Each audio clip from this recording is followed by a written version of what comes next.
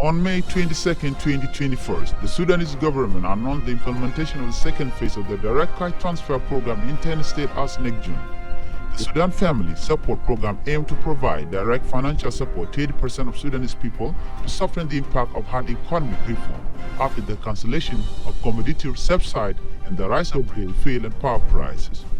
Preparation have been completed for the launch of the program in 10 states in the first week of next June.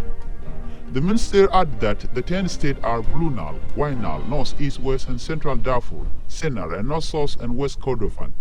A family of 6 members will receive $30 a month, approximately 13,000 Sudanese pounds. This family support program enjoyed the support of over $900 million from the international community. The Friends of Sudan pledged to give US $400 million, say Axel van Trossberg, World Bank Managing Director of Operation during the Paris conference on 17 May.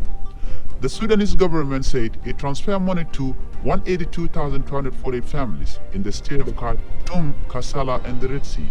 The remittance process would reach 414,000 families that complete their data. Household registration is done through the national number documents. Sudan Tribune.